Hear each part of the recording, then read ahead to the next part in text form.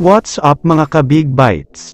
FIBA, pinatawag si Coach Tim at JB para sa mabigat na desisyon.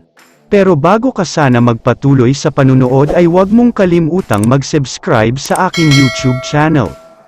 Isang nakakagulat na balita lang sandali tungkol sa Gilas Pilipinas superstar na si Dwight Ramos, dahil ayon sa kanya ay open daw siya na maglaro sa PBA, at posibleng sa susunod na taon nga ay magpa-draft na daw siya. Na-experience kasi niya na sobrang ganda ang pinakita ng Gilas Pilipinas under kay Coach Tim, kaya siguradong maraming scouts ang manunood sa PBA, kaya naman mukhang mas pipiliin na niyang maglaro sa pambansang liga kesa maglaro sa Japan at sa iba pa. Mukhang good news talaga ito, dahil kung ngayong taon ang sinasabing pinakamagaling at pinakamalalim na draft, mukhang mas malalim pa pala sa susunod na taon, dahil mas mabigat na pangalan talaga ang magpapa-draft.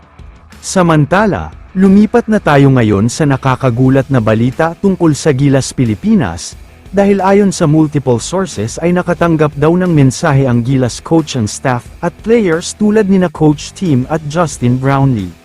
Ang mensahe nga na ito ay pinapapunta daw ang Gilas Pilipinas sa Paris, France para sa isang importanteng meeting.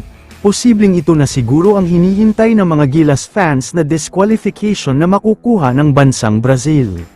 Kung hindi man tungkol sa disqualification, posibleng ito na ang suspension tungkol sa mga referees, dahil alam naman nating lahat na may ongoing investigation pa rin tungkol sa sinasabing pangdaraya daw ng mga referees.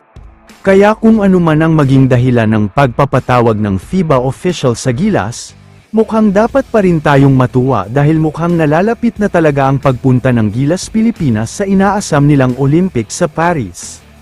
Pero kung ako naman ang tatanungin, siguro ay magkakaroon na ng desisyon at official na announcement ang FIBA, at syempre ay kailangan muna nilang sabihin ito sa Gilas Pilipinas at sa bansang Brazil bago magkaroon ng official announcement.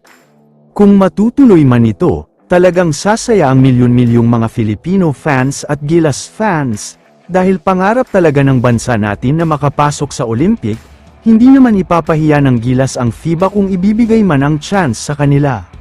Alam naman nating lahat na maganda ang sistema ngayon sa Gilas, magagaling din ang mga players at pinatunayan na nila yan kontra sa world number 6 na Latvia, kaya abangan ang mga susunod na balita para sa updates. Kaya naman kung kayo ang tatanungin, ano ang masasabi nyo sa balitang ito?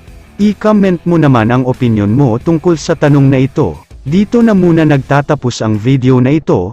Maraming salamat sa panunood mga ka-Big Bites. God bless sa inyong lahat.